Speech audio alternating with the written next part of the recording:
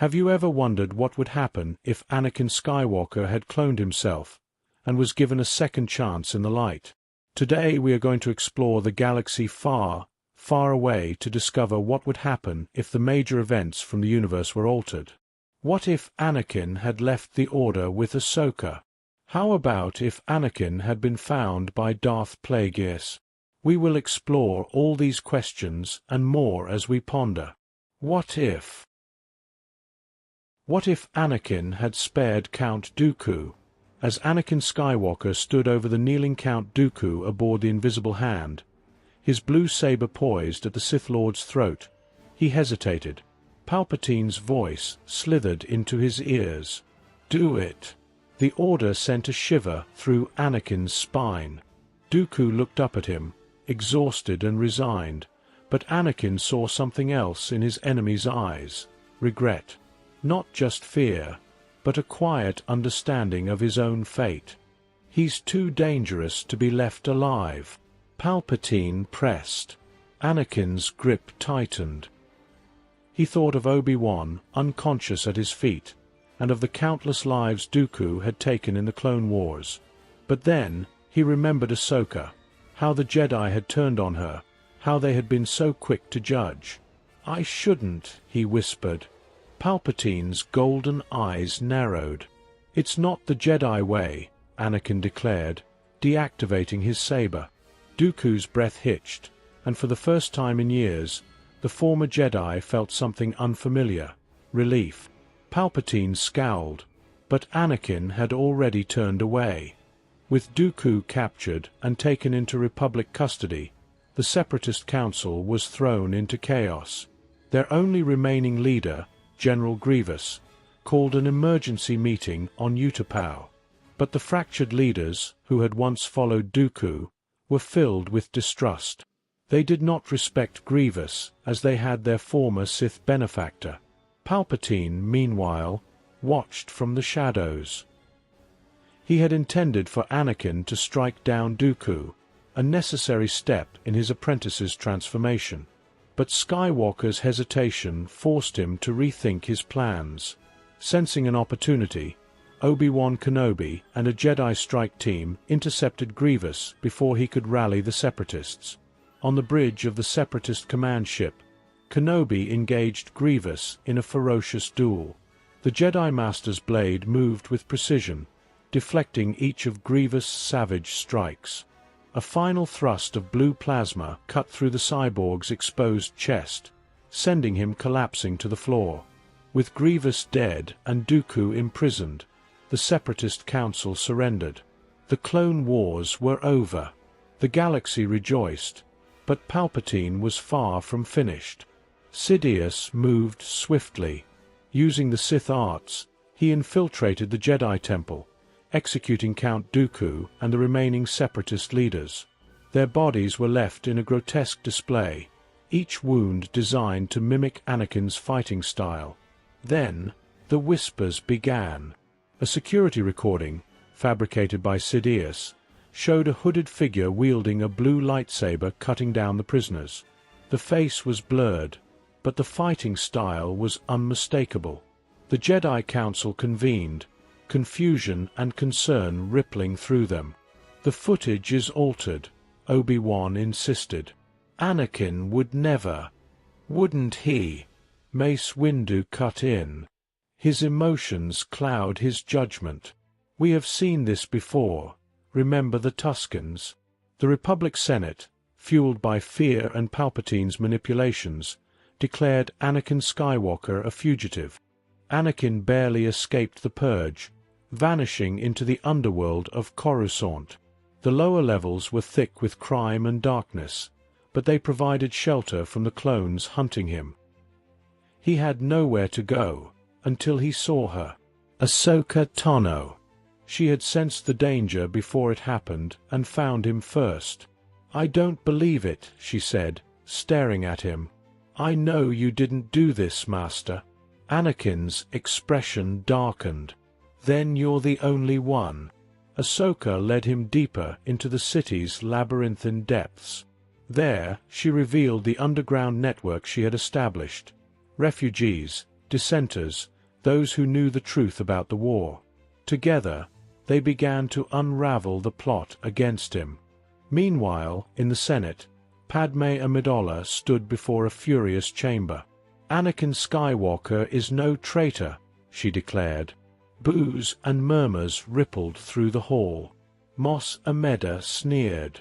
"Senator Amidala, you are blinded by loyalty. Or perhaps you are blinded by fear," she shot back. "Fear of the truth." But her defiance came at a cost. She was stripped of her political status, labeled a traitor to the Republic. Obi-Wan, too, faced opposition within the Jedi. He pleaded with the Council, but their faith in Anakin wavered. "The dark side clouds everything," Yoda admitted gravely. "Certain of the truth, we cannot be." Yet Obi-Wan was certain. He would not abandon his brother. The lower levels of Coruscant were a maze of shadows and neon-lit streets, a place where the Republic's presence was weaker, but never absent. Here, in the underbelly of the galaxy's capital, Anakin Skywalker hid among those who had been forgotten by the Republic. He was not alone. Ahsoka was by his side, along with a network of dissenters who had also been cast aside. Yet no matter how deep he went, the past had a way of catching up. A squad of clone troopers, their blue-striped armor unmistakable, descended upon the district. The 501st had found him. Anakin tensed as he recognized the trooper at the front of the formation, Captain Rex. Behind him were Jesse, Kix, and Dogma, their blasters raised. Civilians scattered at the sight, recognizing that this was no ordinary security sweep. "Anakin Skywalker," Dogma announced, stepping forward. "By order of the Supreme Chancellor, you are under arrest for treason against the Republic." Anakin exhaled sharply, his fingers twitching near his saber. He had prepared for this moment, but now that it was here, he found himself hesitating. Rex lowered his blaster slightly. "General." His voice was uncertain. Anakin met his old friend's gaze. "You don't believe this, do you, Rex?" Rex hesitated, then shook his head. "No, sir." Dogma scowled. "Captain, this is treason. We have our orders." "We were given plenty of orders that weren't right before," Rex countered. "We all saw what happened on Umbara, what happened to Ahsoka." Anakin's jaw tightened. "You know this isn't right, Rex. Palpatine is manipulating everything." Dogma turned to his wrist comm and activated it. "This is CT 6922. We've located the fugitive." A blaster shot echoed in the alleyway. Anakin's lightsaber was still at his hip. He hadn't moved. Instead, Rex's smoking blaster was pointed at Dogma's comm unit, now sparking and useless on the ground. The squad turned to their captain in shock. Rex's expression was pained. "Stand down." Jesse looked between Rex and Dogma, conflicted. Kix was already lowering his blaster. "We can't do this," Rex continued. "We fought alongside General Skywalker for years. I'm not going to betray the man who saved my life more times than I can count. This is treason." Dogma snarled, fists clenched. "No. It's loyalty," Rex corrected. "True loyalty." Dogma turned and ran. Jesse reached for him, but it was too late. He was already out of sight, no doubt rushing to find another comm to call reinforcements. Anakin placed a hand on Rex's shoulder. "I won't forget this." "You better get moving, sir." Rex stepped back and gestured toward the shadows. "Before they come for me too." Anakin hesitated for a brief moment, then turned and fled. Ahsoka followed close behind. As the blue of his armor faded into the darkness, Rex took a deep breath and holstered his blaster. Moments later, Republic gunships roared overhead. He didn't resist when they arrested him. The Senate chamber was empty when Anakin arrived. Only one figure remained, standing upon the Chancellor's podium as if he were already Emperor. Darth Sidious. Anakin stepped forward, his cape billowing behind him. "I know the truth, Chancellor." Sidious turned, his golden eyes gleaming in the dim lighting.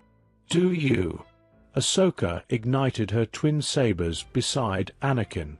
"This ends tonight." Sidious sighed. Such arrogance. The Sith Lord raised his hands and unleashed a torrent of lightning. Ahsoka barely managed to intercept it with her blades, but the force of the attack sent her skidding backward. Anakin lunged forward, his saber slashing in a precise arc. Sidious parried with his crimson blade, his movements impossibly fast. The duel was unlike any Anakin had ever fought.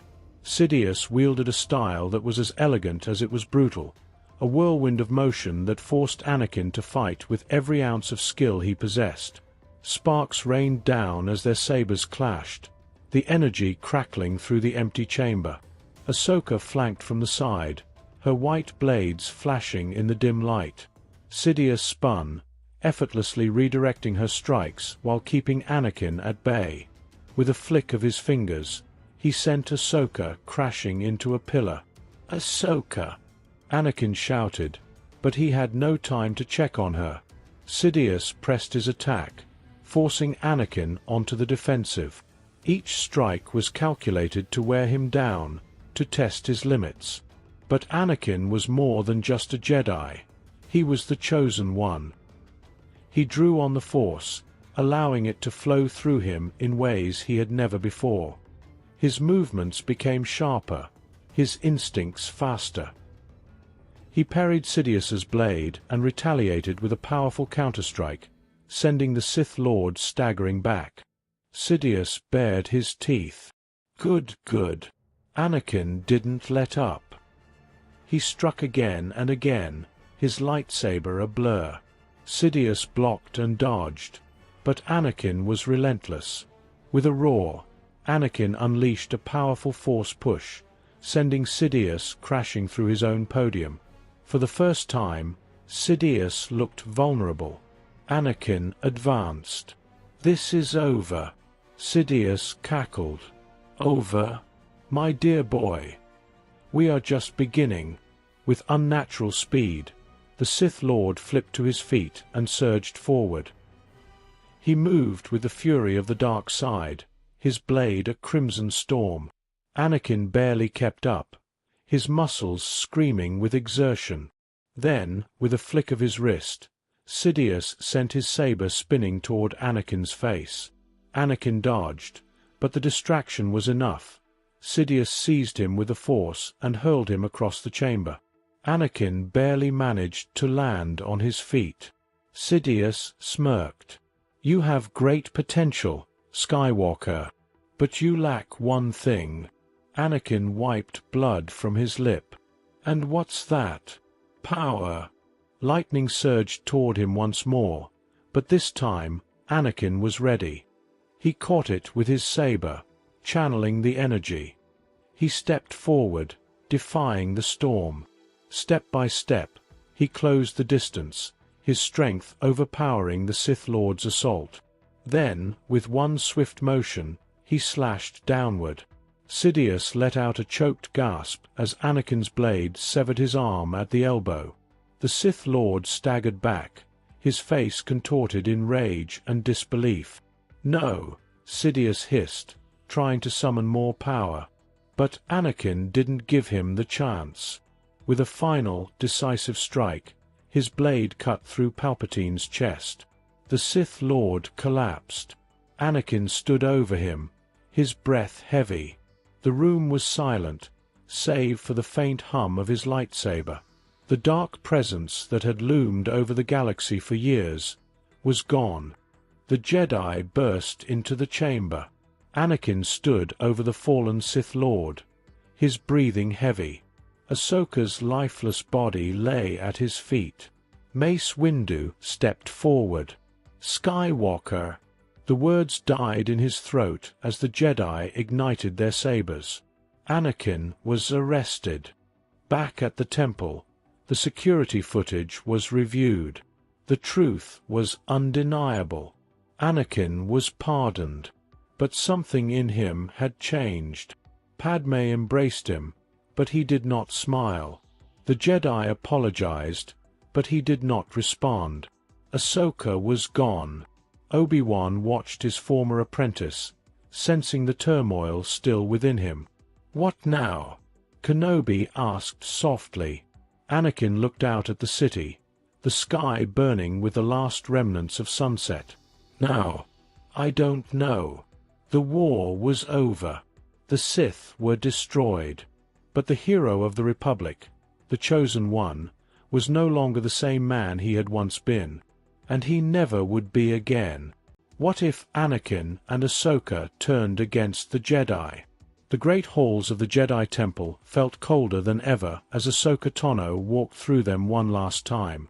She had made her decision, to leave behind the order that had failed her, the institution that had cast her aside without a second thought. The weight of betrayal settled on her shoulders, yet she felt strangely liberated. Anakin Skywalker, her former master, stood behind her, his expression caught between sorrow and frustration. He had pleaded with her to stay, to fight for her place, but deep down, he understood. The Jedi had abandoned her when she needed them most. "I can't stay, Master," Ahsoka said, her voice firm but tinged with pain. "Not after what they did." Anakin clenched his fists, looking away. The Jedi Council's decision to cast her out had been wrong. They had betrayed everything they claimed to stand for. "Then I won't stay either," he said suddenly. Ahsoka's eyes widened in shock. "Anakin, you—" "They don't trust me," he interrupted. "I've given them everything, fought their war, obeyed their orders, and yet they still keep me at arm's length. If they can throw you away so easily, who's to say they wouldn't do the same to me?" Ahsoka hesitated. She didn't want Anakin to throw his life away for her.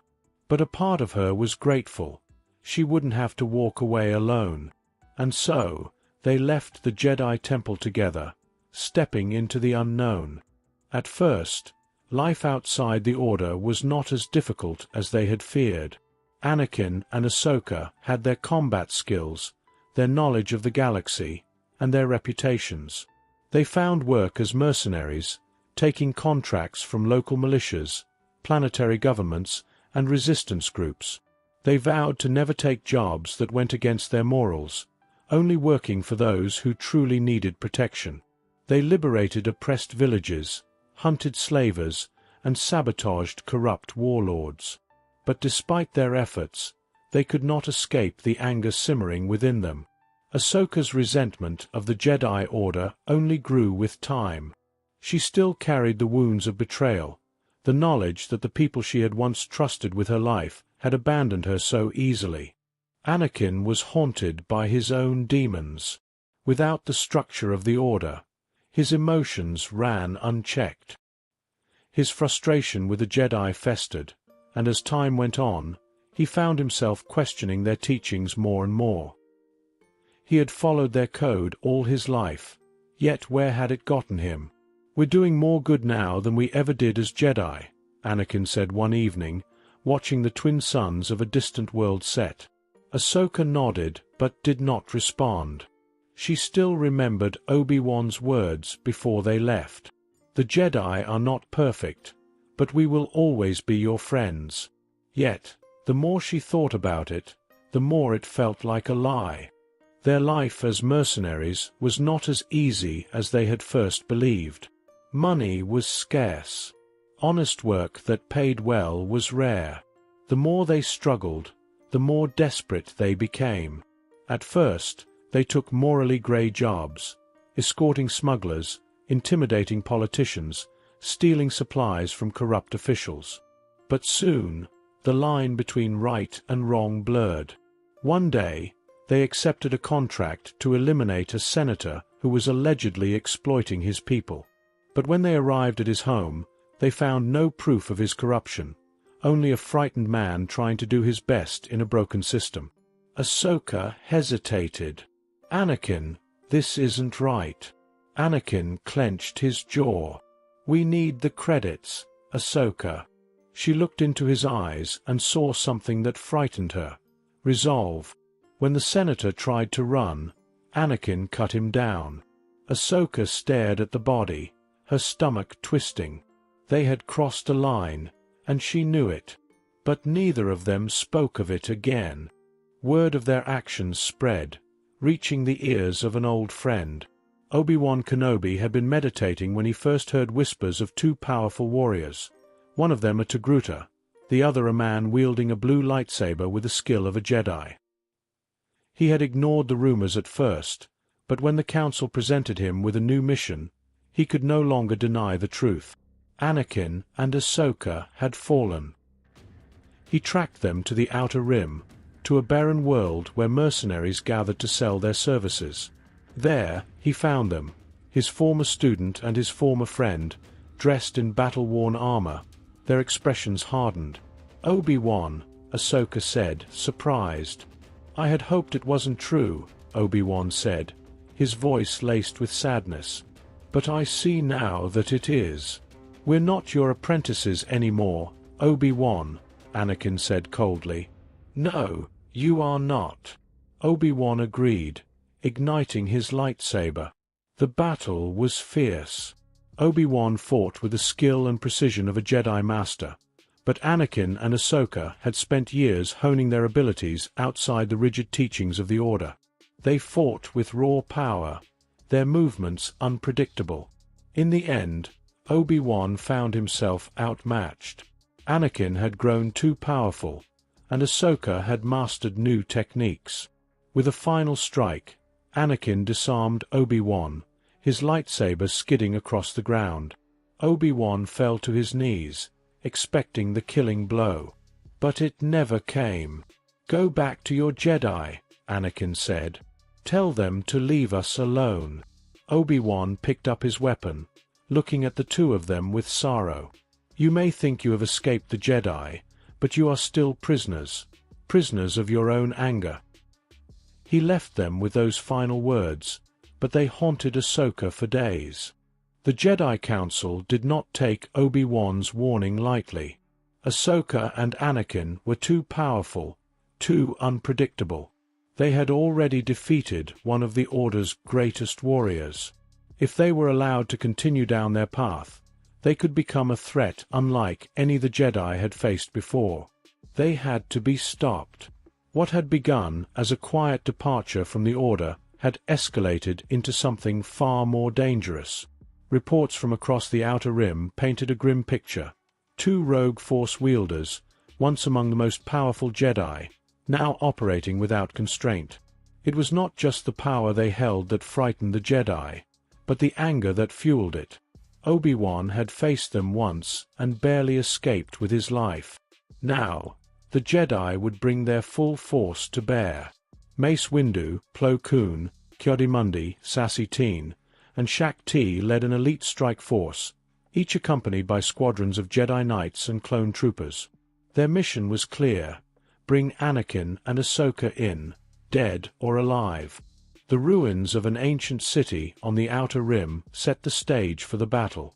Once a thriving metropolis, now it was nothing more than crumbling towers and wind-carved rubble. It was the perfect battleground, a place far from Republic eyes, where the Jedi could eliminate two of their most dangerous former members without the burden of politics or scrutiny. Anakin and Ahsoka stood atop a broken bridge overlooking the approaching force. They had felt them coming through the Force long before their ships appeared on the horizon. "So this is it?" Ahsoka asked, her voice steady but weary. Anakin exhaled slowly. "They were never going to let us go. I was a fool to think otherwise." Ahsoka clenched her jaw, gripping her dual lightsabers. "We don't have to kill them."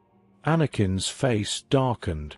"They wouldn't extend the same courtesy to us." The Jedi landed in formation, dozens of lightsabers igniting in unison, casting a glow over the rubble-strewn battlefield. At the forefront, Mace Windu stepped forward, his violet blade humming in the cold air. "Anakin Skywalker, Ahsoka Tano." His voice was firm, unwavering. "You have strayed too far. Surrender now, and the Council will be merciful." Anakin scoffed. "Merciful? Like you were to Ahsoka? Like you were to me?" Plo Koon's voice was calm, but there was no softness in it. "You chose this path, Anakin. No one forced you." Ahsoka looked at them with a mixture of anger and sorrow. "And what? You'll put us in chains like criminals? Execute us as traitors?" Mace's grip tightened on his hilt. "You left us no choice." Anakin ignited his saber, the blue glow illuminating his face. "We will not surrender." Mace Windu was the first to strike, launching forward with a brutal overhead slash aimed straight at Anakin's head.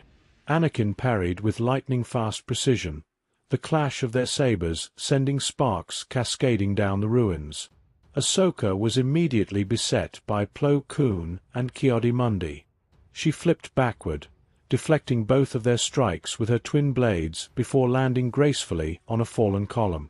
The battlefield erupted into chaos, the rogue duo fighting with every ounce of skill they possessed. Anakin's movements were a blend of Jedi discipline and raw, unchecked aggression. His blade wove through the battlefield like a storm, cutting through clones and slashing through the Jedi ranks with terrifying efficiency. Ahsoka moved with an almost supernatural grace, evading strikes and striking back with surgical precision.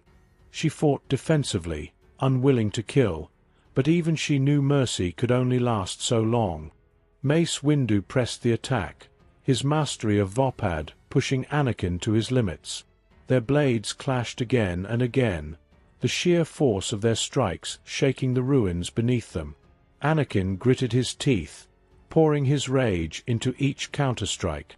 "You think you can beat me?" Anakin snarled. "You never trusted me. You never believed in me." "I believed in the Jedi Code," Mace snapped back. "And you betrayed it." Anakin roared, unleashing a devastating force wave that sent Windu flying back into a crumbling pillar. Before Mace could recover, Anakin was upon him, their duel continuing with renewed intensity. Meanwhile, Ahsoka struggled against Plo Koon and Ki-Adi-Mundi. The two Jedi Masters fought with perfect coordination, forcing her into a constant retreat. She flipped over a barrage of strikes, landing beside Anakin as they both fought back to back. "This isn't working," she said between breaths. "There's too many of them." Anakin's eyes burned with defiance. "Then we bring the whole damn place down." Anakin reached out with the Force, feeling the fractures in the weakened structures around them. With a tremendous pull, he yanked entire pillars free, sending them crashing down into the Jedi and clones below. Dust and debris choked the air as the battlefield turned into a deadly avalanche of stone and fire. Mace Windu and the others barely had time to react before they were forced into a desperate retreat. Ahsoka used the chaos to grab Anakin's arm. "We need to go now." The ruins trembled as explosions from fallen generators ignited, sending shockwaves through the battlefield. Anakin and Ahsoka leapt from the collapsing bridge, barely escaping as the Jedi forces scrambled to safety. Through the dust and destruction, Mace Windu emerged, battered but alive. His expression was grim as he watched the smoke-filled horizon where the two rogues had vanished. "They're gone," Ki-Adi-Mundi said, stepping beside him. Plo Koon shook his head. "No, they're out there, and they're only getting stronger." Inside the cockpit of their stolen ship, Ahsoka slumped into the co-pilot's seat, exhausted. Anakin sat beside her, gripping the controls with white-knuckled intensity. His eyes burned with a mix of exhilaration and fury.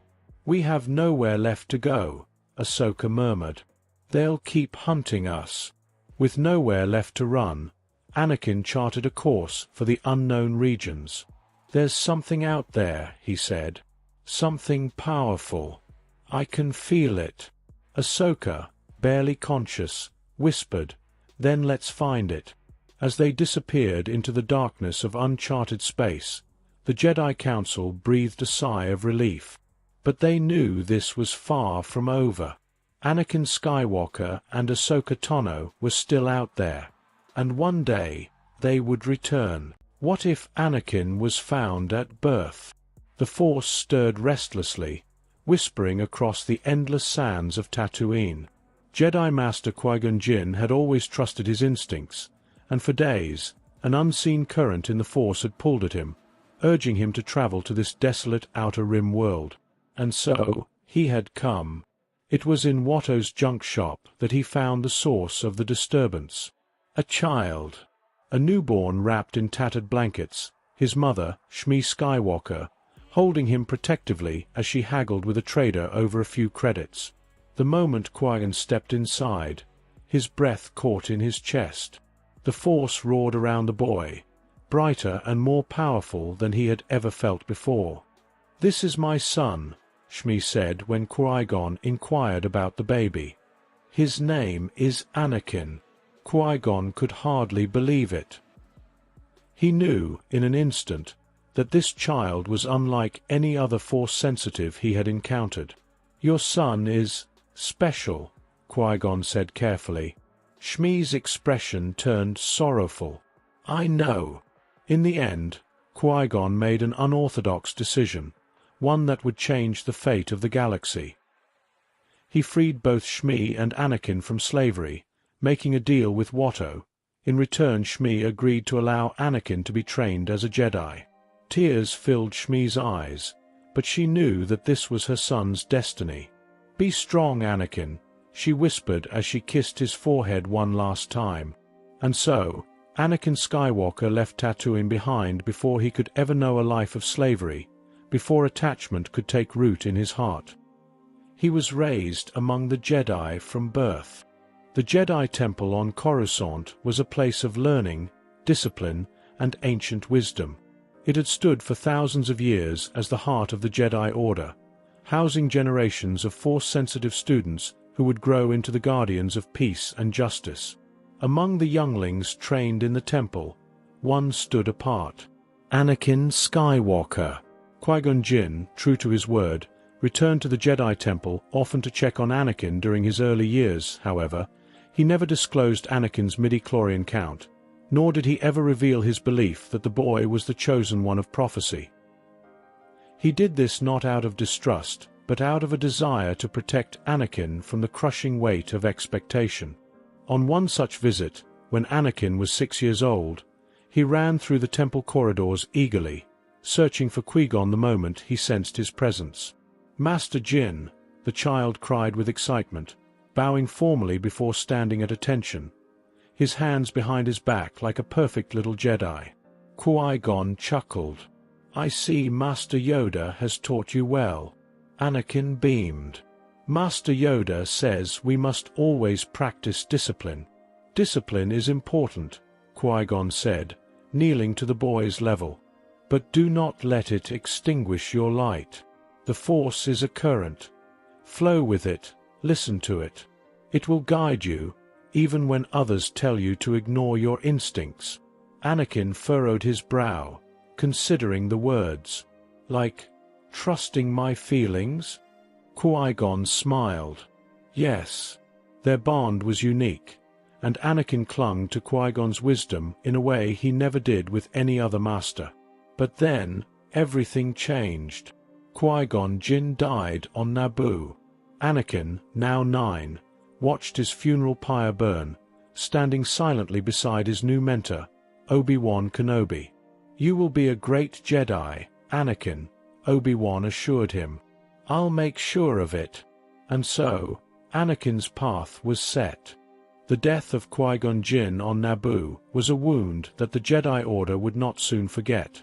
Darth Maul, the Sith assassin who had struck down Qui-Gon, was defeated by Obi-Wan Kenobi in the Theed Palace, But his presence confirmed the terrible truth. The Sith had returned.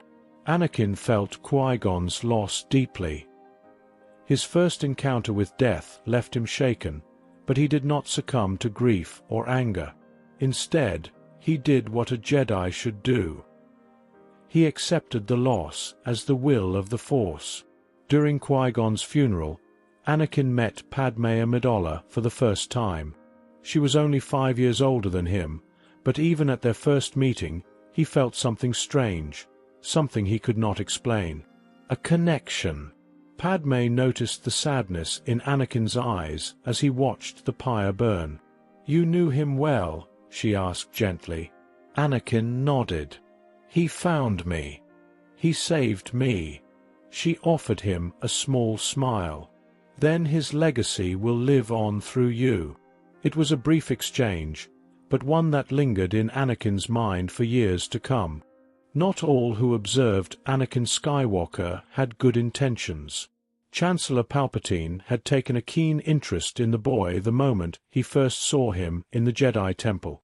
Even at a young age, Anakin carried himself with a confidence and power that others lacked. The Sith Lord bided his time. He watched as Anakin grew, as his skills sharpened, and as his power became undeniable. The Jedi Order had no idea what they had in their possession, but Sidious did. He would wait until the moment was right, until he could mold Anakin Skywalker into his greatest apprentice. The Clone Wars came, and Anakin, now a Jedi Knight, fought with composure and discipline, unmatched on the battlefield. By the time of the Battle of Geonosis, he was a force to be reckoned with. During his mission to protect Padme Amidala, he spent long days by her side. Their bond deepened, but unlike in another timeline, Anakin did not hide his emotions behind fear or secrecy.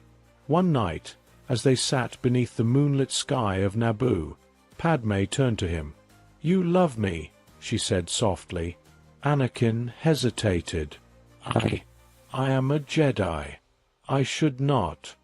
"Don't say that," she interrupted. "You love me. And I love you." The words shook him. "You do. Anakin, the Jedi say you must suppress your feelings, but love is not something to be buried. It should be embraced.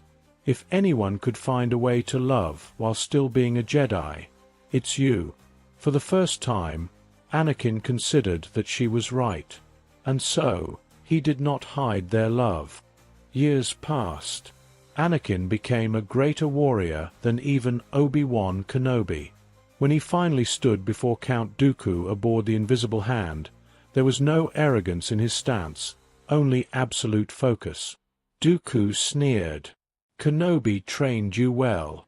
But I am far beyond your skill, boy." Anakin did not rise to the taunt. Instead, he simply attacked. His blade was a hurricane of light, his movements precise. Dooku had once dominated Anakin in their last battle, but now he could not match him. Anakin struck faster, harder. Dooku dropped to his knees.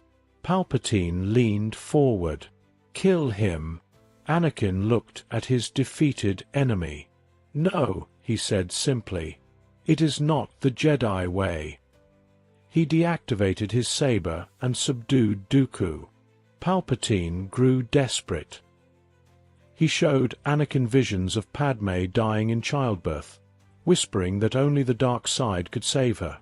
But Anakin had been trained from birth to master his emotions.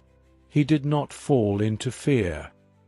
He did not let the darkness take root. He became wary of Palpatine, who showed an increased knowledge of the Sith.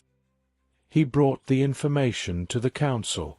Mace Windu led the mission to arrest the Chancellor. Anakin followed, knowing that this moment would define the fate of the galaxy. Sidious unleashed his fury, cutting down Jedi Masters with terrifying ease. Only Windu remained standing, his blade pressed to the Sith Lord's throat. Anakin's heart pounded. If Sidious died, the war would end. The Sith would be destroyed. But it was not the Jedi way. "Master Windu, stop!" Anakin cried. "We must take him alive." Windu hesitated. Windu remembered how Anakin had spared Count Dooku, and realized he himself was letting his emotions take hold, so he lowered his saber. And in that moment, Sidious struck, unleashing a torrent of force lightning that blasted Windu across the chamber, sending him crashing through the window into the depths of Coruscant. Sidious turned to Anakin. "Now, join me, young Skywalker, and together we can bring balance to the galaxy." Anakin ignited his lightsaber. "Never!" The Senate chambers trembled under the weight of two titanic forces clashing. Anakin Skywalker stood his ground, blue blade ignited, his stance firm and unshaken. Across from him, Darth Sidious, the Sith Lord who had orchestrated a galaxy-wide war, grinned. The shadows around him pulsed with raw, malevolent power. "Foolish boy," Sidious rasped, stepping forward, his crimson saber igniting. "Do you think yourself capable of standing against me?" Anakin's expression was one of cold determination. He did not fear Sidious. "I don't think," he said, gripping his saber tightly. "I know." Sidious lunged. The duel erupted with terrifying speed, a clash of light and dark, of power and will. The Chancellor's office became a battleground, their blades moving faster than the eye could track. Anakin met every strike, his enhanced reflexes anticipating Sidious's unorthodox attacks. The Sith Lord fought with brutal unpredictability, flipping, twisting, slashing at angles that defied logic. But Anakin, trained in the temple from birth, was no reckless warrior. He met every move with perfect precision, weaving his Form V mastery into a relentless offensive counterattack. Sidious leapt into the air, somersaulting over Anakin, stabbing downward with a brutal strike meant to impale. Anakin sidestepped at the last moment, turning and slashing upward, forcing Sidious to block mid-air. The Sith Lord landed, retreating a step, eyes narrowing. "You're stronger than I anticipated." Anakin didn't respond. He was focused, centered. Sidious unleashed force lightning, arcs of raw, unnatural power crackling from his fingertips. But Anakin, forewarned, caught the attack with his blade, redirecting the energy. The room exploded with white-hot light. Sidious hissed in frustration and called upon the full power of the dark side. He moved with blinding speed, his blade hacking and slashing, forcing Anakin to give ground. The Sith Lord's unnatural speed and power should have overwhelmed him, but it didn't. Anakin had fought Count Dooku and General Grievous. He had led the 501st into countless battles, and now he was a Jedi Master. He did not falter. Sidious swung his saber in a vicious arc. Anakin ducked, countering with a sharp elbow to Sidious's ribs. The Sith Lord staggered back, just for a moment, but it was enough. Anakin pressed the attack, his lightsaber carving through the air with perfect precision and intent. Sidious couldn't keep up. For the first time in his long, manipulative life, Darth Sidious felt fear. With a roar, Anakin lashed out, his strength surging through the Force. His blade met Sidious's in a vicious exchange, but now the Sith was losing. Sidious tried to retreat, but Anakin pursued mercilessly. With one final, devastating stroke, Anakin's blade cleaved through Sidious's saber hilt, slicing it clean in half. The Sith Lord stumbled back, defenseless. Lightning crackled at his fingertips. But Anakin was faster. In one swift, fluid motion, he drove his lightsaber straight through Sidious's chest. The Sith Lord's eyes widened in shock.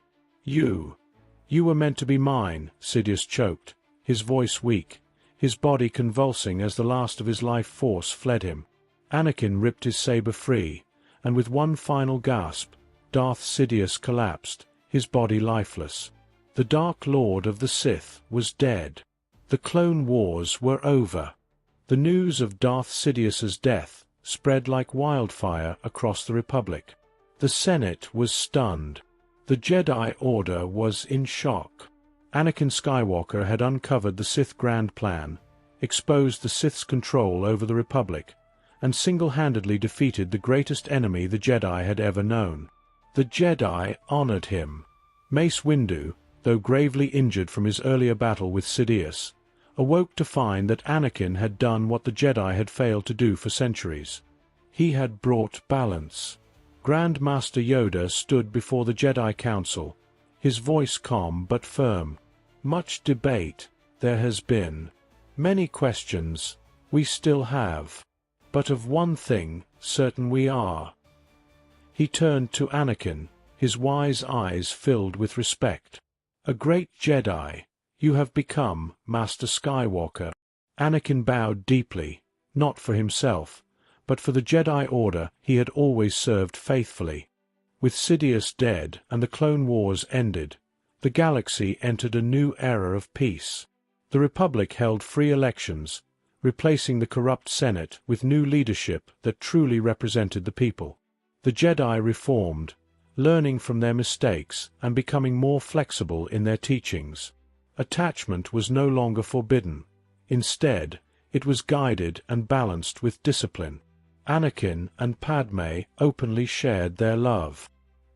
He stood at the forefront of the Jedi Order, guiding it toward a new age. Rex and the 501st Legion, free from the chains of Sidious's influence, became known as legends, the greatest clone battalion in history. And across the stars, whispers of a name echoed in admiration. Anakin Skywalker, the Jedi who had saved the Republic, the hero of the Clone Wars, the chosen one who truly brought balance to the Force. What if Anakin Skywalker was found by the Sith first? Darth Plagueis stood in the shadows of Mos Espa, his golden, piercing Mune eyes scanning the slave child before him. Anakin Skywalker. The Force around him was dense, unrefined, powerful, a potential so vast that it made even Plagueis's mind race with the possibilities. "This boy is a virgin in the Force," Plagueis whispered, his voice smooth as silk. "But untapped potential is wasted without a master to shape it." He would not let the Jedi take him. They would squander his gift, dull his edge with their cowardly teachings. No, Anakin was meant for the Sith. That night, under the cloak of darkness, Watto was executed and Anakin Skywalker vanished from Tatooine, never to be seen again. Plagueis trained Anakin in total secrecy. Not even Darth Sidious, his ambitious apprentice, knew of the child's existence. Anakin's training was brutal, surpassing anything the Sith had ever known. Plagueis shattered his body and reforged it. He stripped away weakness, mercy, hesitation. He filled the boy's mind with ancient Sith knowledge, teaching him the forgotten secrets of the dark side. Force alchemy, Sith sorcery, Force fire, and the unnatural power of the dark side to create and destroy life itself. Anakin devoured it all.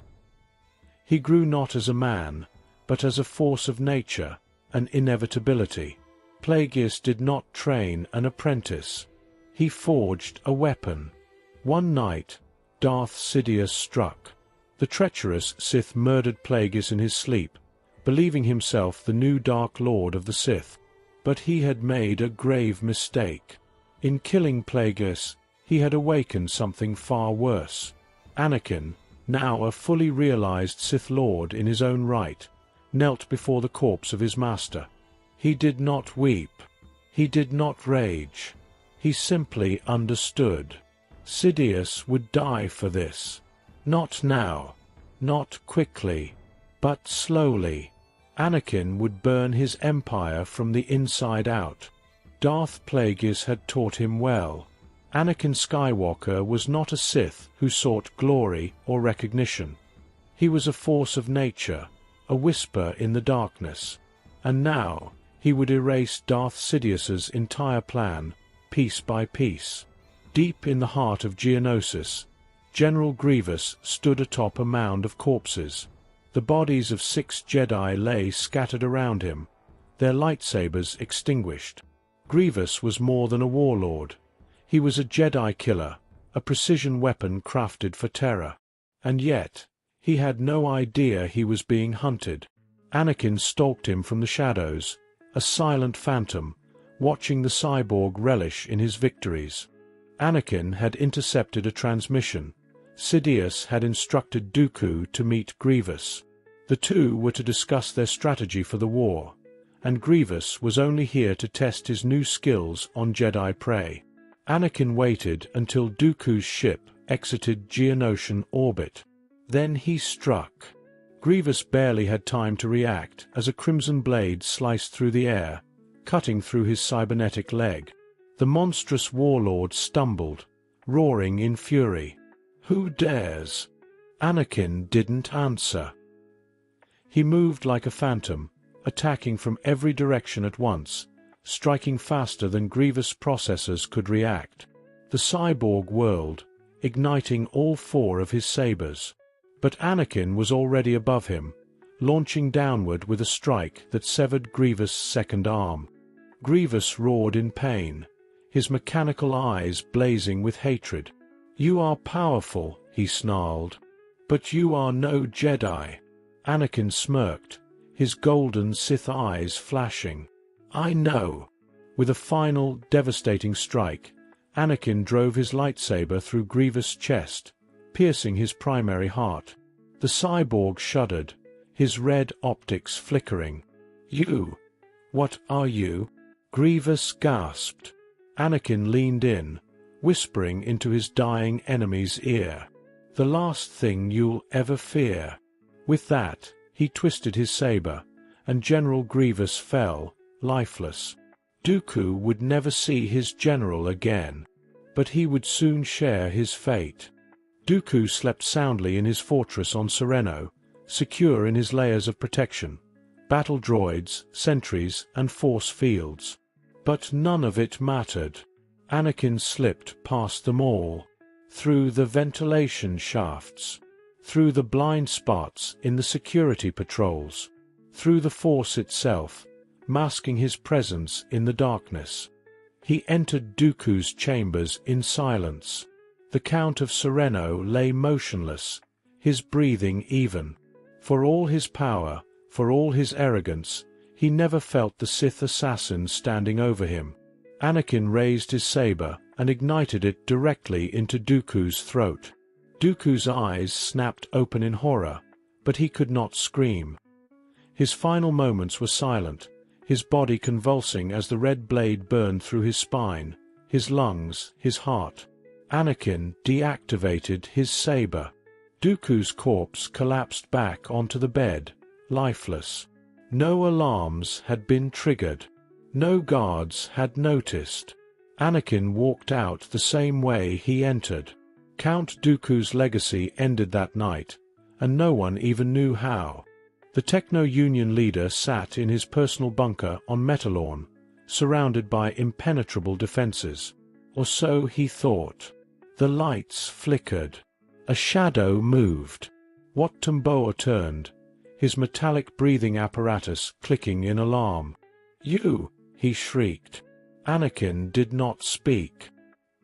He simply raised his hand, and crushed. Tamboa's lungs collapsed instantly, his mechanical suit hissing as it struggled to keep him alive. The Skakoan clawed at his chest, gasping for breath. "No, please." Anakin tightened his grip. Wat Tamboa's body convulsed violently before his skull caved in, crushed by an invisible vice. His corpse slumped over his control panel, alarms blaring. By the time the security droids arrived, Anakin was already gone. Newt Gunray sat on Cato Neimoidia, gloating about his untouchable position. Then the power in his palace failed. Guards rushed into the throne room, weapons raised. Gunray trembled, gripping the armrests of his chair. Who's there?" The shadows answered. The guards dropped one by one, their throats slashed open before they could even raise their blasters. Then, silence. A pair of golden Sith eyes glowed in the darkness. Newt Gunray screamed. The blade came fast, merciless. By the time his final breath left his lips, Anakin was already gone. Two Jedi, a master and his Padawan, tracked the rumors of the Phantom to the ruins of an old temple. "Master, something is here," the Padawan whispered.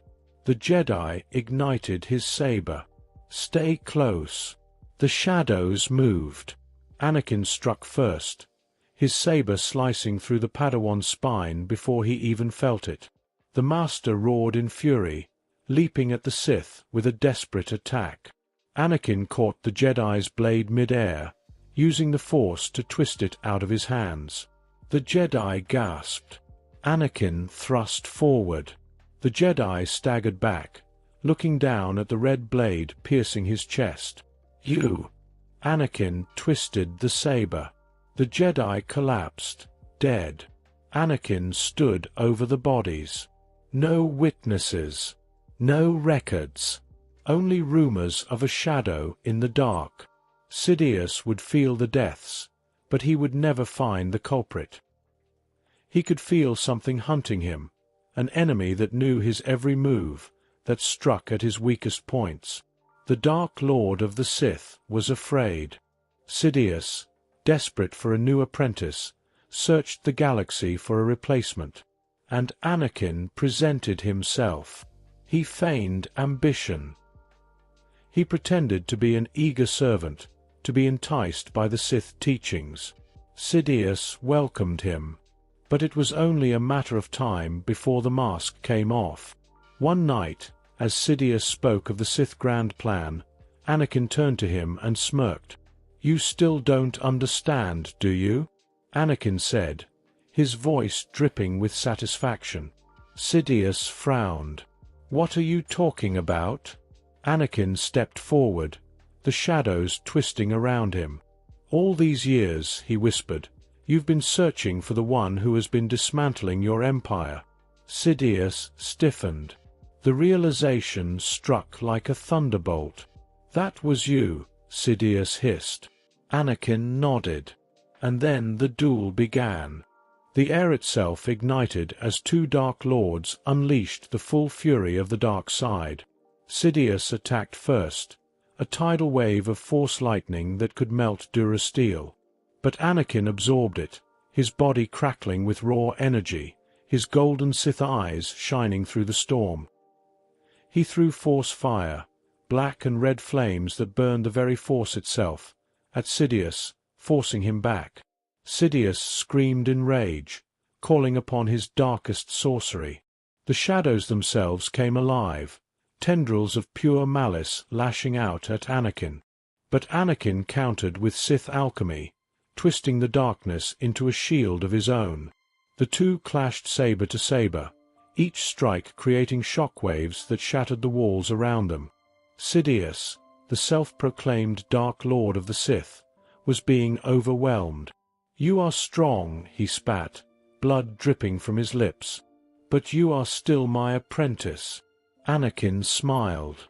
"No," he said, raising his saber for the final blow. "I was never yours." With a brutal, merciless strike, Anakin decapitated Sidious, ending the Sith's reign. The body of Darth Sidious collapsed, lifeless. The Sith had not been destroyed. They had been reborn.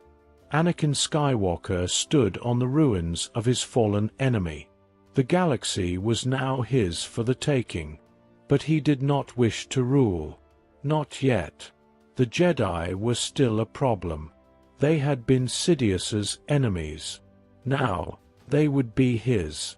Anakin turned his gaze to the stars, his golden eyes burning. The next phase of his war had begun. Sidious had tried to rule through politics. Anakin would rule through power. He would burn the Jedi to the ground. He would remake the galaxy in the image of true strength. He was no longer an apprentice. He was Darth Vader, and the galaxy would kneel before him. Welcome to Fan Friday, where your ideas take the spotlight. Drop your what-if theory in the comments, and you might see it featured in next week's video. What if Anakin was granted mastery after Ahsoka left the Order? Anakin Skywalker stood before the Jedi High Council, his heart pounding in his chest. This was the same chamber where he had once been denied into the ranks of the Jedi, one of the many slights that had fueled his growing resentment towards the Council. Yet now, mere weeks after Ahsoka Tano had walked away from the Jedi Order, he was being granted the title he had long desired. "We have deliberated long," Mace Windu intoned, his sharp gaze fixed on Anakin. Though the custom of the Order states that a Jedi must successfully train a Padawan to knighthood before being considered for mastery, Ahsoka's departure was not of your failing. The Council acknowledges your contributions to the war and your wisdom in the field. You have earned this. For a moment, Anakin could not speak. He had expected resistance, another lecture on patience or humility. Instead, they were rewarding him. Had he finally gained their trust? Was this their way of making amends? Yoda gave a slow nod. Much wisdom to gain, you still have. But worthy of the title, you are. Anakin bowed deeply, suppressing the grin that threatened to surface. Thank you, Masters. I will not disappoint you. Yet even as he left the chamber, something nagged at him. Why now? Why this sudden change? Was this a ploy to ensure his loyalty? Determined to prove himself, Anakin dedicated every spare moment to studying the ancient texts stored in the Jedi archives. He had always been a warrior first, a leader on the battlefield, but now he sought knowledge beyond combat. He dove into obscure manuscripts, holocrons, and scrolls, focusing on one particular subject: Force healing. Jedi had always taught that healing was limited, that it could mend wounds but not reverse death. Yet Anakin refused to accept this limitation. Somewhere in the long history of the Force, there had to be an answer. He pushed himself to exhaustion, poring over teachings from lost Jedi healers and ancient scholars. Master Jocasta Nu, the Jedi archivist, observed his newfound diligence with curiosity. "It is good to see you so studious, Master Skywalker," she remarked. "But do not let your thirst for knowledge blind you. Some things are beyond our grasp." Anakin merely nodded, not willing to admit that he did not believe that. The Clone Wars continued, and Anakin found himself on battlefields more often than in the archives. Yet he carried his knowledge with him, waiting for the moment to test his theories. That moment came on the war-torn fields of Felucia. Captain Rex knelt beside a dying trooper, whose breathing came in ragged gasps. "General," Rex said, his voice strained, "we're losing him." Anakin knelt beside the trooper, placing a hand on his chest. He reached into the Force, pulling the energy around him, feeling it swirl through his veins. He had healed minor wounds before, but this was different. This was life slipping away, and he refused to let it go. He pushed harder, reaching into places of the Force he had never dared touch before. The trooper convulsed. Anakin gritted his teeth, pouring every ounce of energy into him. Then, a gasp. The trooper's eyes flew open, his chest rising and falling in rapid succession. For a moment, Anakin felt triumph. He had done it. He had. Then the trooper screamed. It was a wail of agony, raw and unnatural. His eyes darted wildly, his body writhing. Rex and the others stepped back in horror as the man thrashed, clawing at his own skin as if something had invaded him. Anakin recoiled. What had he done? The trooper's cries did not stop until a medic administered a heavy sedative. Even then, he murmured in delirium, his mind clearly broken. Anakin clenched his fists. He had brought the man back. But at what cost? The council was wary. Whispers of Anakin's experiment had reached their ears. Master Plo Koon confronted him first. "You seek to control the Force in ways it is not meant to be controlled, Anakin." "I'm only trying to save lives," Anakin countered. "Isn't that what we're supposed to do?" "Death is a part of the Force," Plo Koon replied solemnly. "To deny it is to defy the natural order." But Anakin would not be swayed. He continued his research in secret, determined to refine the technique, to find a way to bring someone back whole, not as a broken shell. His mind drifted to Padme. If he could perfect this, no harm could ever come to her. He would never lose her. Mace Windu was the one to bring it before the council. "We cannot ignore this," Windu declared. "Skywalker's pursuit of resurrection is dangerous." Yoda's ears drooped. Clouded, his path has become. Obi-Wan was visibly uneasy. He knew Anakin better than anyone, knew that his friend was obsessive once he latched onto something. "We should speak with him. Not punish, but guide." So they summoned Anakin before them once more. "You walk a dangerous path, Skywalker," Windu warned. "You are tampering with forces you do not understand." Anakin kept his expression neutral, but inside rage bubbled. Why did they always hold him back? Why did they insist on limiting what the Jedi could do? "I only wish to protect," Anakin said carefully. "I have learned much, and I can refine the technique. If we can prevent loss—" "The Force is not ours to command," Windu interrupted. "The Jedi celebrate life, but we do not fear death." Anakin clenched his jaw. They would never understand. They had already accepted their own demise. That night, Anakin did not sleep. He sat alone, staring out at Coruscant, his faith in the Jedi shaken.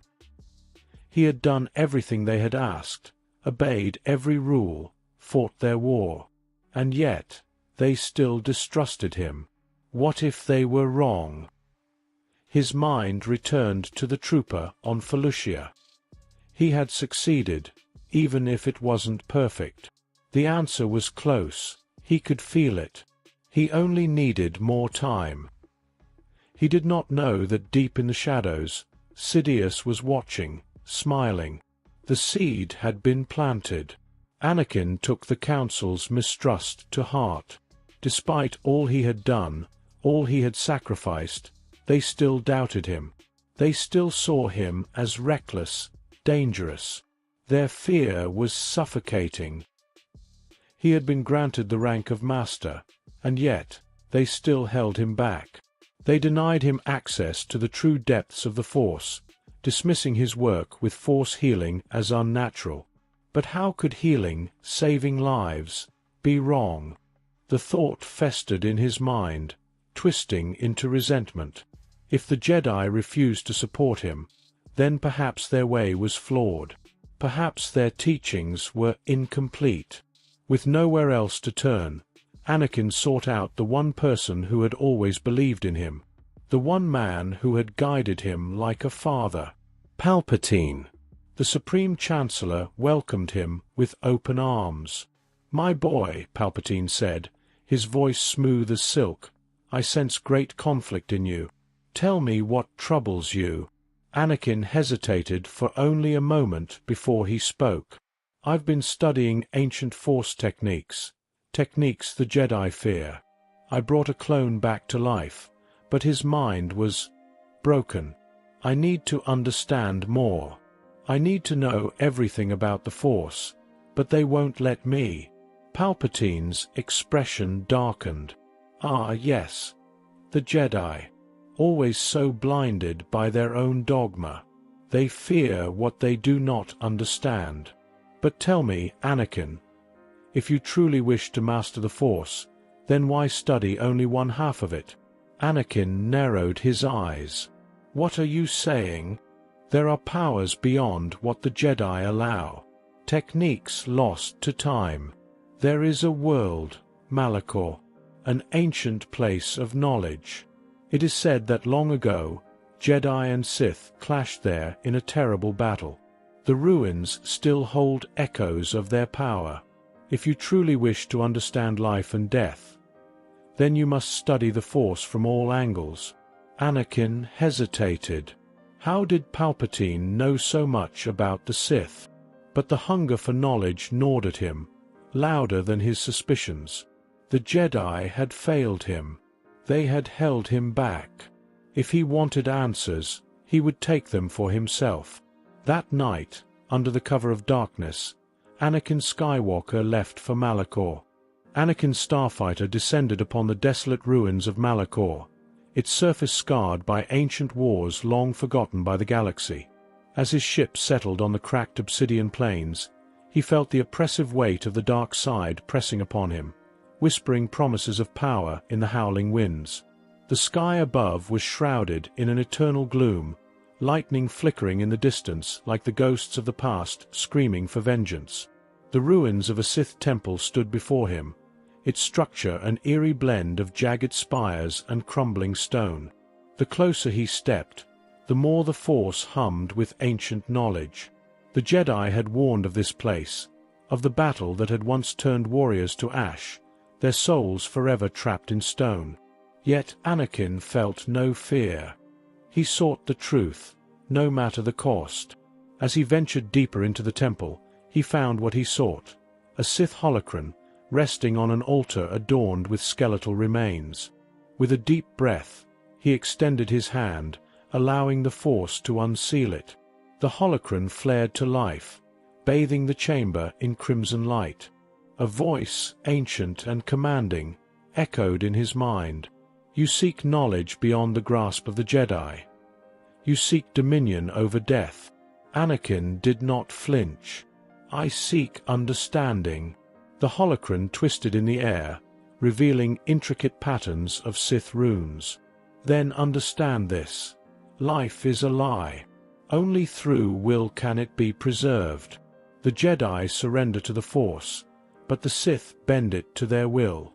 If you would defy death, you must be willing to command it. Visions surged through his mind.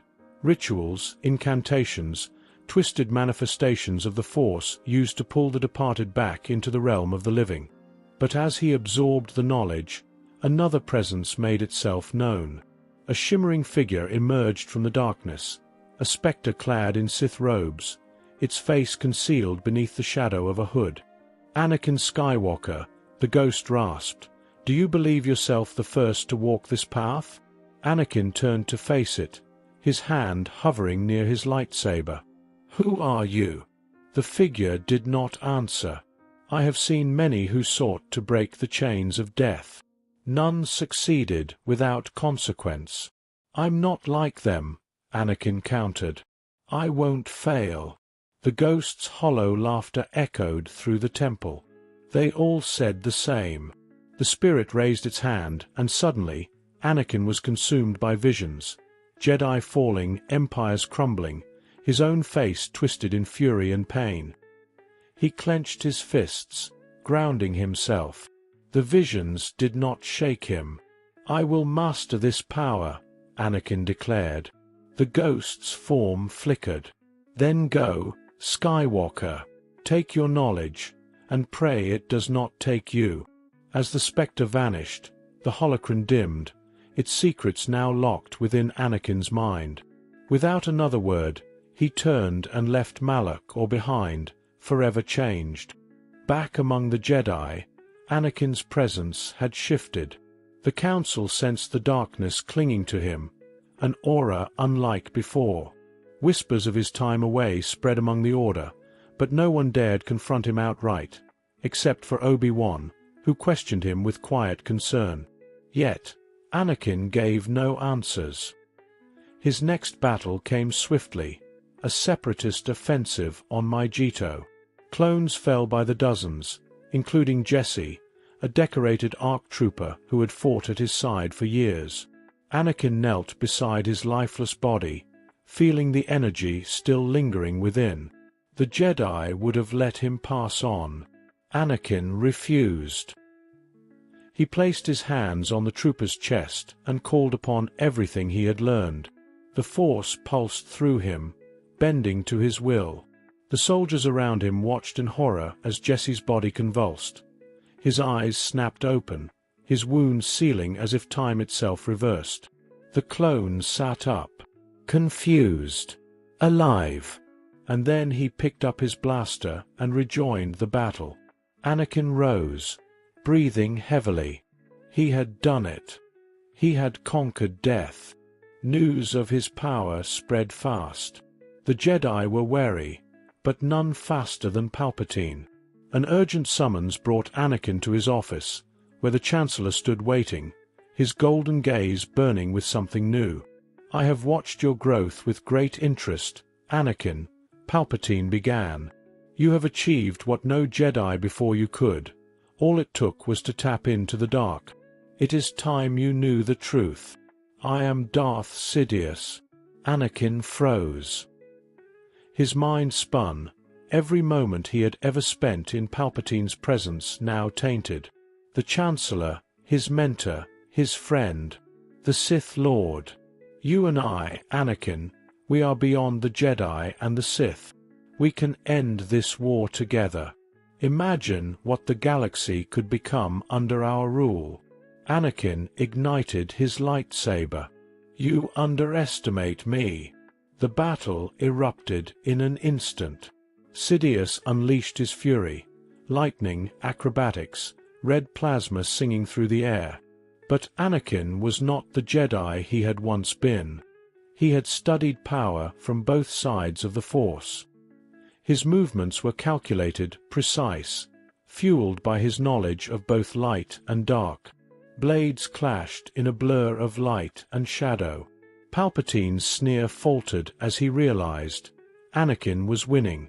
With one final stroke, Anakin severed the Sith's hand. Palpatine staggered back, his face twisted in shock.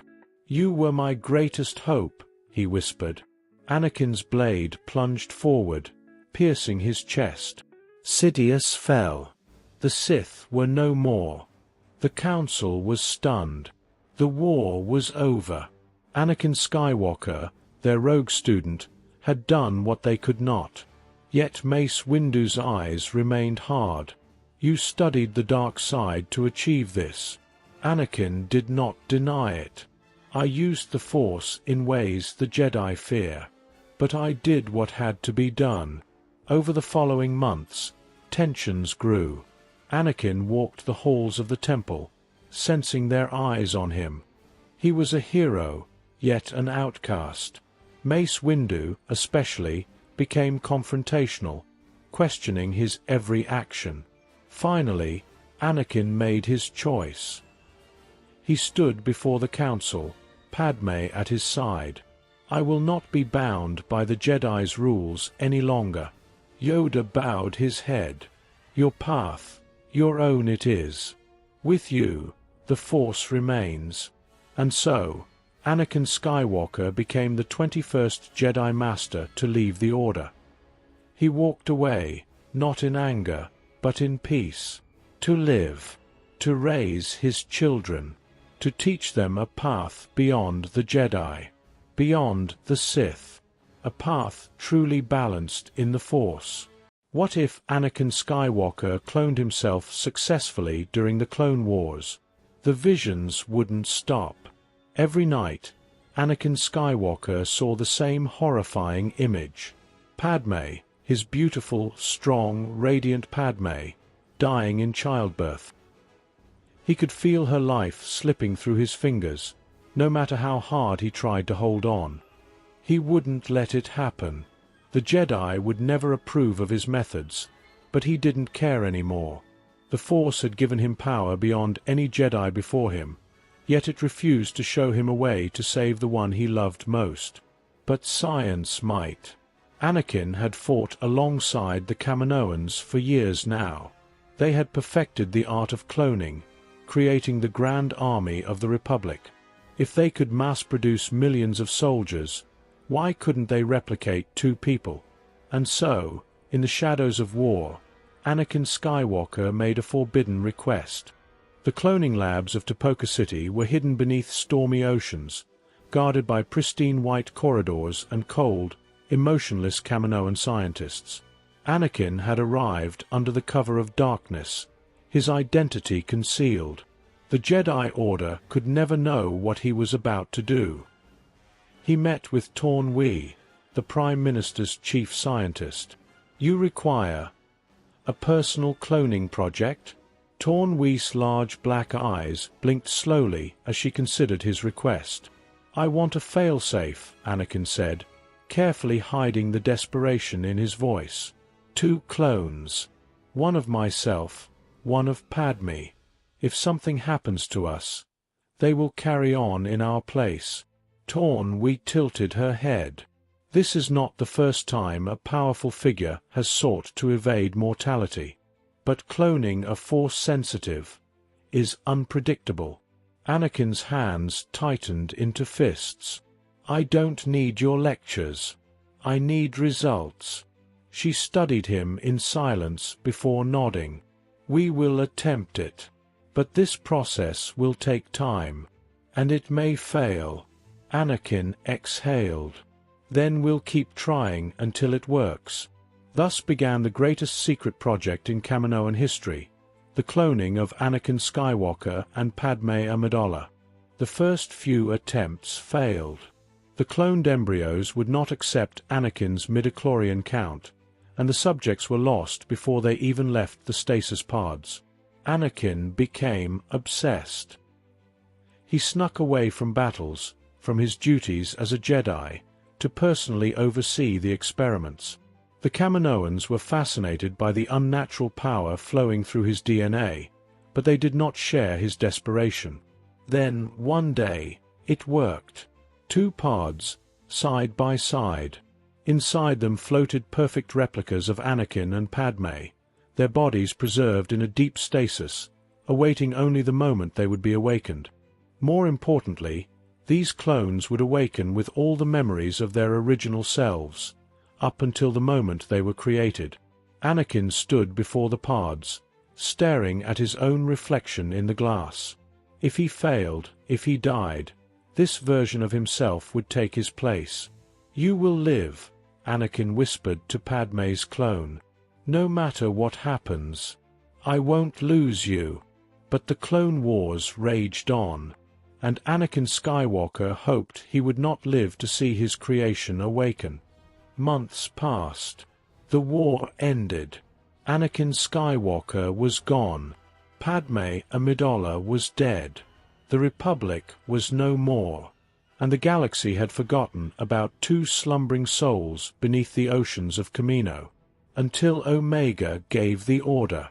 A medical droid, Abe Z3, received its final command from her.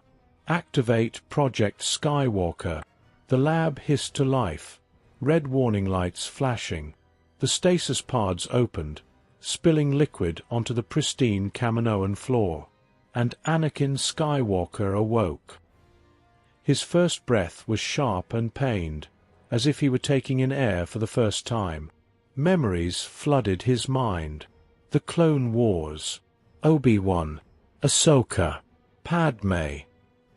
He staggered forward, his muscles weak from decades of stillness. Beside him, Padme's clone gasped for air. She clutched at the glass of her stasis pod, coughing violently as she took her first breath. "Padme," Anakin whispered. She turned, blinking at him in confusion. "Anakin? What happened?" AZ-3's monotone voice interrupted. "The Empire has risen. Your original forms have perished. It is time for you to run." Then the alarms began to blare.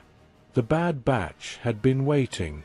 Omega had found the hidden files in the Kaminoan database and led Clone Force 99 to the secret underground chamber. When they arrived, they didn't expect to find Anakin Skywalker and Padme Amidala staring at them, alive and breathing. Hunter's rifle lowered slightly as he examined them. "This is impossible," he muttered. Tech adjusted his visor, scanning Anakin. "His DNA is a match." "He is." "Well, he is Anakin Skywalker." Wrecker scratched his head. Didn't he die?" Anakin pushed himself forward, still unsteady. "We don't have time for this. If the Empire learns what happened here, they'll hunt us down." Hunter nodded. "Then let's get moving." The squad led Anakin and Padme through the collapsing city, dodging Imperial patrols as the storm raged outside. As they ran, Padme clutched Anakin's arm. "Anakin, I don't understand. How did we survive?" He hesitated. "Because I made sure we would." Padme's eyes widened. "What did you do?" Before he could answer, blaster fire rained down on them. Imperial forces had discovered their escape. Hunter yelled, "Move, move." Anakin instinctively reached out with the Force, and stormtroopers went flying. Even after all these years, his power had not faded. They fled to Alderaan, where Bail Organa greeted them personally. When he saw them step off the ramp, his face went pale. "Impossible," Bail whispered. Anakin and Padme stood before him, alive and unchanged from the last time he saw them. "You're dead," Bail said, taking a step back. Padme approached him. "Bail, please. We don't know what's going on. We woke up, and—" Anakin exhaled. "We are clones, created by the original Anakin Skywalker." The weight of those words hung in the air. Bail took a deep breath. "We need to contact Obi-Wan." Anakin stiffened. "Obi-Wan?" Bail nodded. "If anyone can help us now, it's him." Bail Organa's message had been urgent. Obi-Wan Kenobi had been in hiding for years, but the second he heard the news, Anakin Skywalker and Padme Amidala were alive. He left Tatooine immediately, heading for Dagobah where Master Yoda had retreated. The humid air of the swamped planet clung to Anakin's skin as he and Padme disembarked from Bail Organa's ship. The thick mist curled around their feet, the silence of the jungle broken only by distant creatures. Then, from the shadows of the twisted trees, a hooded figure stepped forward. Obi-Wan Kenobi. He had aged, his beard fully gray, his eyes lined with years of pain, but his expression remained unreadable as he took in the sight before him. Anakin swallowed. "Obi-Wan." For a long moment, there was silence. Then Obi-Wan drew his lightsaber, igniting the brilliant blue blade. "You are not Anakin Skywalker," Obi-Wan said coldly. Anakin tensed. "I am."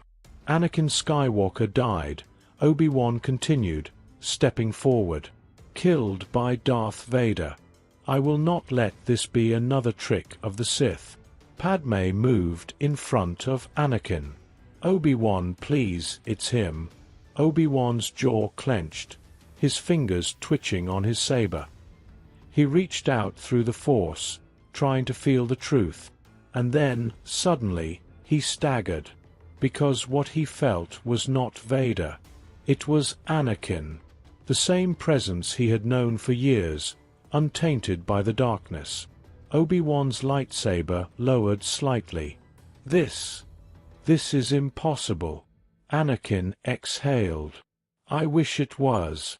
Seated inside Yoda's small hut, Anakin explained everything. How he had secretly gone to Kamino, creating an emergency failsafe to ensure that if anything happened to him and Padme, their clones would awaken. How their memories were intact up until that moment, meaning he had no recollection of his fall to the dark side. Obi-Wan listened in stunned silence. When Anakin finally finished, he said, "So, My original self became Vader. Obi-Wan closed his eyes, taking a slow breath. Yes. And he killed Padme, Anakin whispered. Obi-Wan nodded. He did. The air in the room became thick with unspoken emotions. Anakin clenched his fists. It was strange, mourning his own actions when he had never taken them. Padme reached for his hand. What matters is that we have another chance. Yoda, who had been silent until now, finally spoke. Troubling, this is. A second life. The Force has granted you. For what purpose, I wonder? Anakin met Yoda's wise gaze. To fix what I destroyed. It was decided. They could not change the past, but they could strike back against the Empire. Kenobi, Bail, and Padme would seek out surviving Jedi, bringing them to Dagobah, where Yoda would hide them in the Force. Anakin, however, would do something different. Where are you going? Padme asked him. To dedicate myself to the Force, Anakin answered. If he was truly getting a second chance, he wouldn't waste it. He would learn everything Yoda could teach him, how to wield the Force beyond anything he had ever known. Padme frowned. But I followed my emotions last time, Anakin whispered. Look where it led me. Padme's lips parted, pain flashing in her eyes. I can't let that happen again. Padme squeezed his hand. Then I'll wait for you. He smiled, pressing his forehead against hers for a brief moment. Then, he turned to begin his training. Meanwhile, Padme, Bail, and Kenobi traveled across the stars, searching for Jedi survivors. They found Ahsoka Tano first. She had been in hiding since Order 66, aiding underground movements against the Empire. When she saw Padme, her breath caught in her throat. Padme, Ahsoka whispered. Padme nodded. It's me. Ahsoka blinked in disbelief. How? It's a long story, Kenobi said. Ahsoka placed a hand over her heart. You don't understand. If you're here, that means Anakin. Padme hesitated. It's not the same Anakin. Ahsoka narrowed her eyes. What does that mean? Come with us, Padme said softly. We'll explain everything. And so Ahsoka joined them. One by one, they found more. Caleb Doom, a broken Padawan haunted by the loss of his master. Bo Dakuna, a Jedi spy in hiding. Jocasta Nu, the keeper of lost Jedi knowledge. Oppo Rancisis, one of the few surviving members of the Jedi Council. Quinlan Vos, a rogue Jedi with a deep connection to the Force. Rom Kota, a war-hardened Jedi general. Each one had barely survived the purge. But now, they had a purpose again. With Yoda's guidance, they would become a new order, one that could strike back against the Sith. Ahsoka informed them of the insurrections that Captain Rex was leading, with the help of loyal clones. She, accompanied by the Bad Batch, went to recruit him. As the Jedi gathered in the shadows, they devised a plan. Lure Darth Vader into a trap. Sidious, unaware of Anakin's resurrection, still believed Vader was the strongest warrior alive. He would send him to crush any Jedi uprising. They sent the Holonet message, ensuring the Empire learned about their activities. And, as expected, Vader came. He arrived on Naboo, expecting to wipe out the last Jedi remnants. Instead, he found Padme waiting for him. Darth Vader froze. Padme stared at him, her heart pounding. She had prepared herself for this, but seeing him now, a twisted, armored version of the man she loved, made her breath hitch. "Anakin," she whispered. Vader took a step forward, his voice dark and distorted. "Padme." Then, Ahsoka struck first. Lightsabers clashed, and the trap was sprung. Vader fought with rage and fury, but he was distracted. Padme's presence shattered his focus. And that was when Anakin appeared. He emerged from the shadows, igniting his own blue lightsaber. Vader turned to face him, and for the first time, the Sith Lord felt fear. The two Skywalkers clashed, blue and red blades screaming against each other. "No, I searched for you. Kamino was destroyed. Your tanks were gone." Vader snarled. Anakin stared him down. "You are mistaken." And then he drove his saber through Vader's chest. The Jedi Rebellion had grown far beyond whispers in the dark. With the intelligence provided by Bode Akuna, their inside man within the Empire, they now knew the exact weaknesses of Coruscant's defenses. Padme Amidala and Bail Organa had spent months rallying planetary leaders who had lost faith in the Empire, building an allied fleet.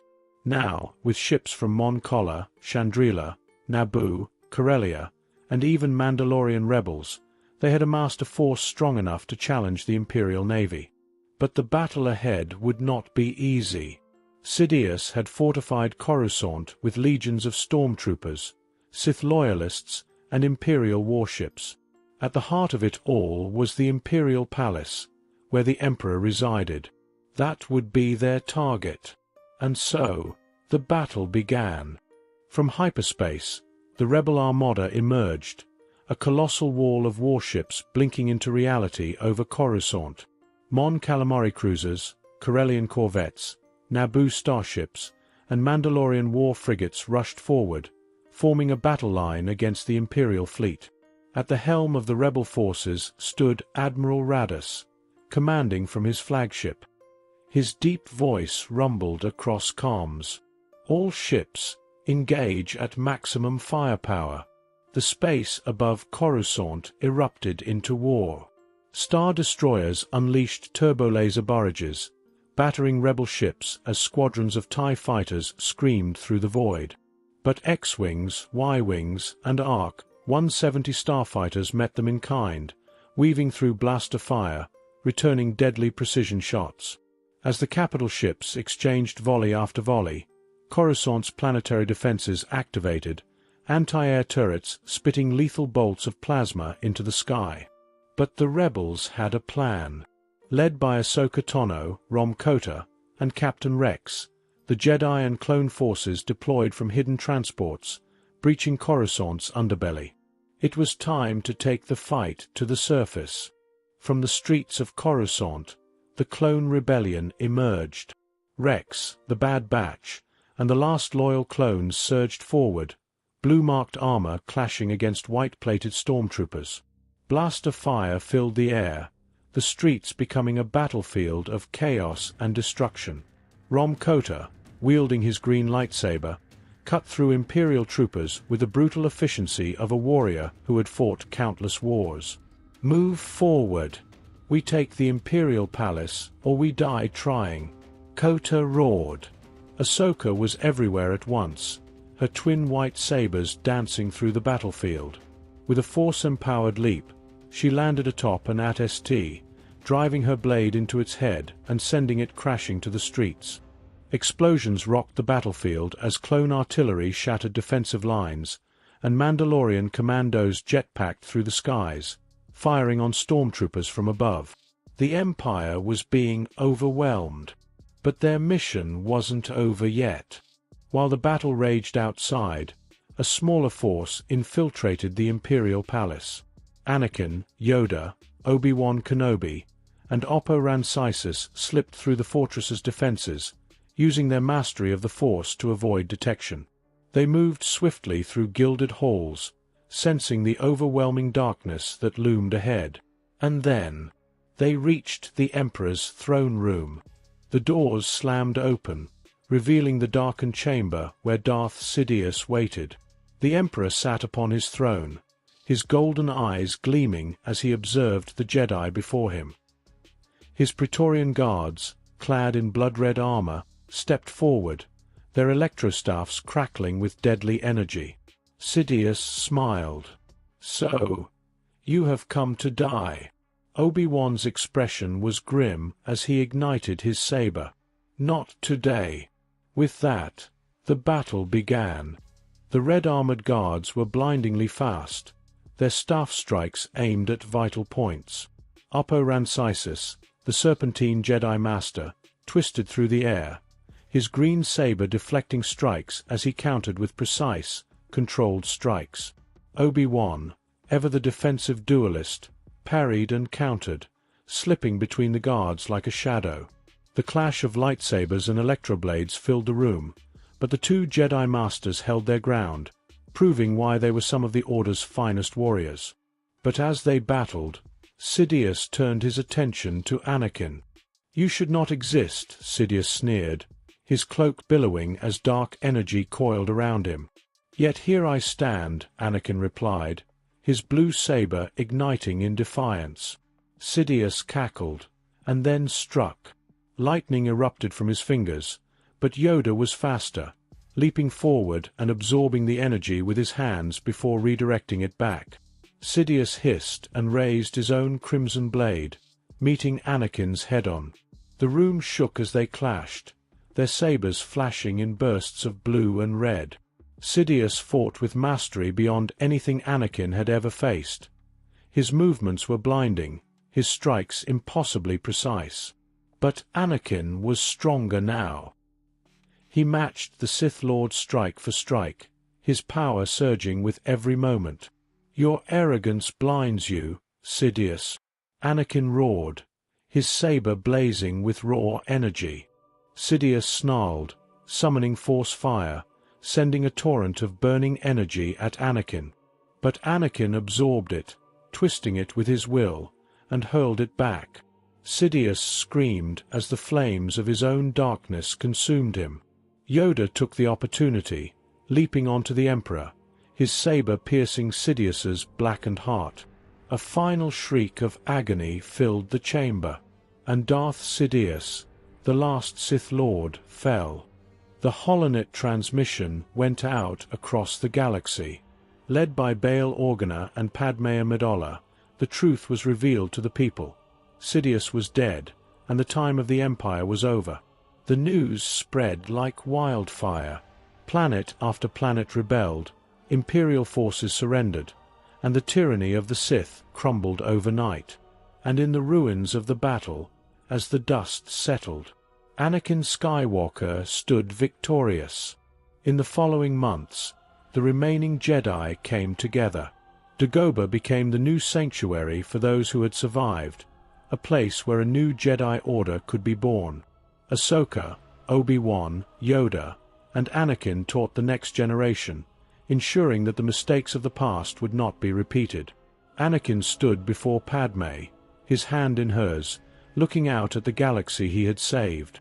He had been given a second chance, and this time he would not fail. What if Anakin trained Luke as a Force ghost? It began on Endor, the night after the Empire fell.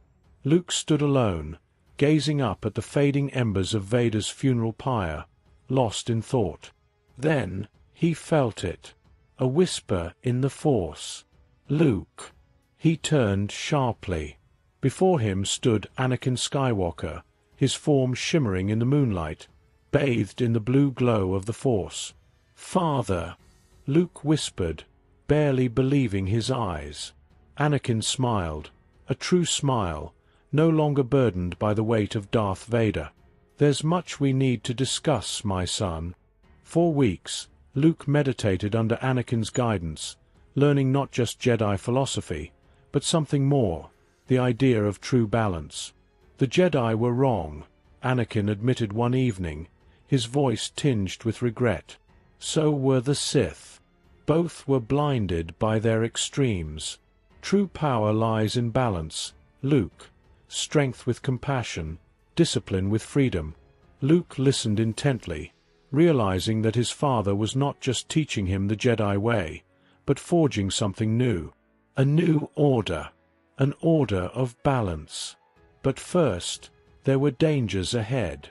Luke had expected the Empire to collapse after Palpatine's death. He was wrong. Barely a week after the Battle of Endor, disturbing reports began surfacing. Entire planets were being bombarded from orbit, not by rebels or Imperials, but by automated Imperial fleets following some final order from Palpatine. The first world to burn was Vardos, a loyal Imperial stronghold. Then Cumnor.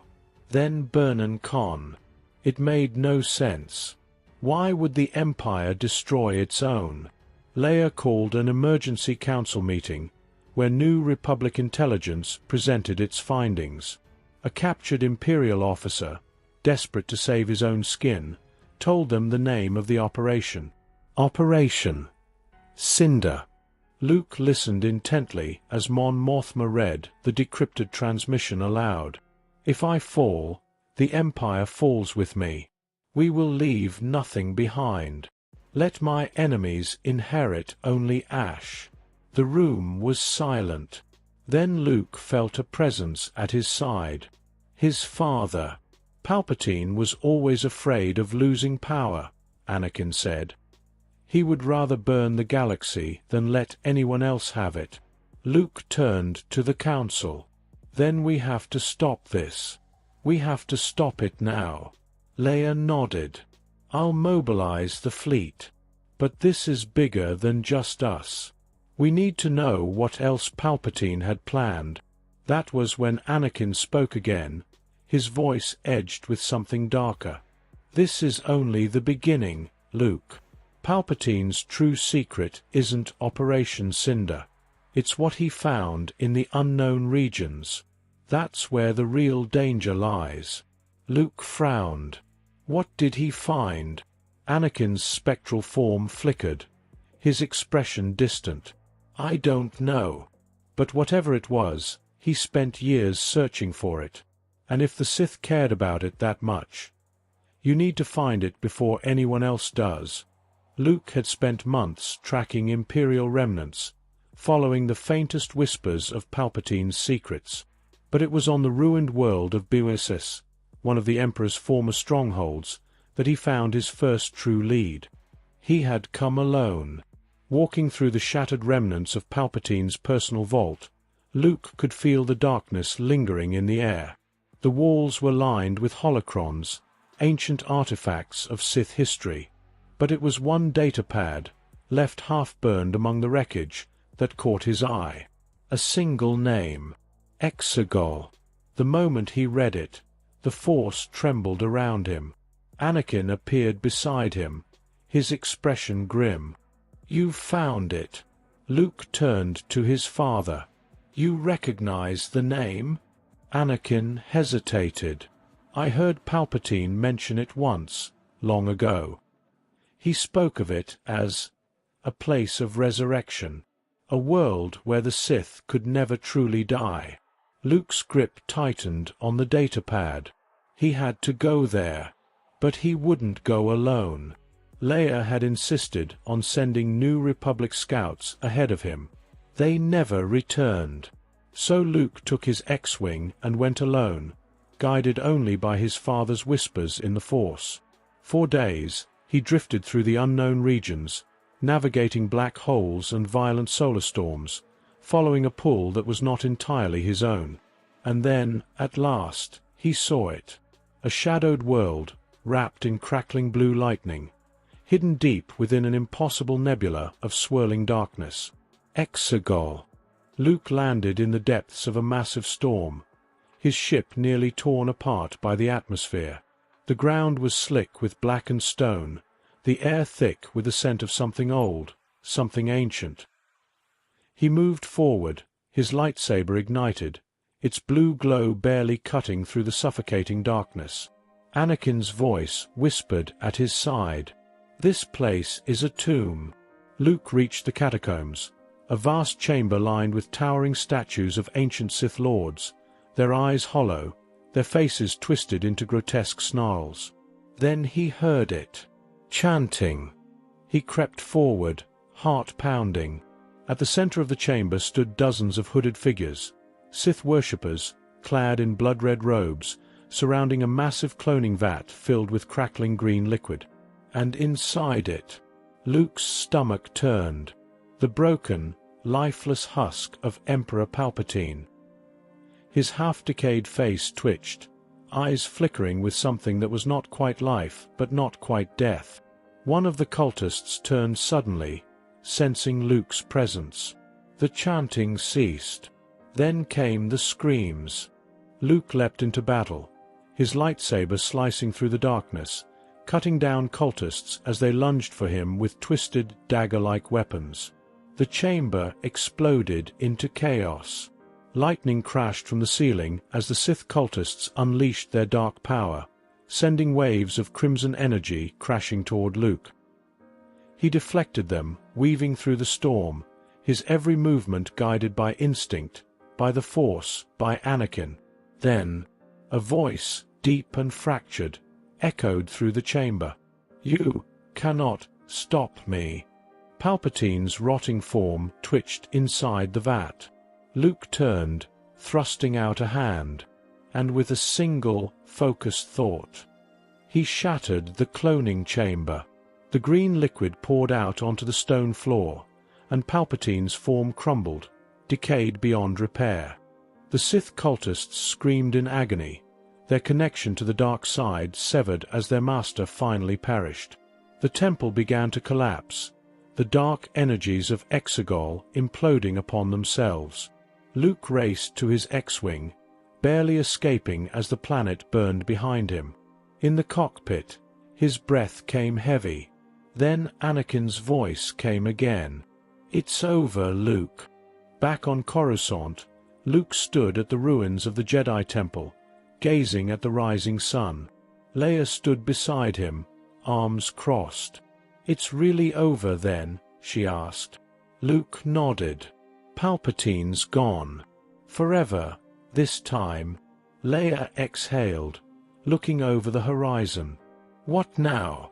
Luke turned to her, his father's presence still lingering in the Force. "We build something new. Not a Jedi Order of old. Not an order that fell into arrogance and blindness. Something stronger. Something built on balance." And for the first time since Endor, Luke felt at peace. Drop the scenarios you would like to see in the comments, and I will pick one every week. I hope you enjoyed this video. See you in the next one.